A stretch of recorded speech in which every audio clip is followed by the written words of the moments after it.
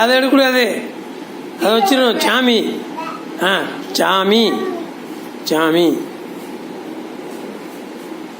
போடு. ஆச்சிக்கு போடு தம்பி, ஆச்சிக்கு போடு.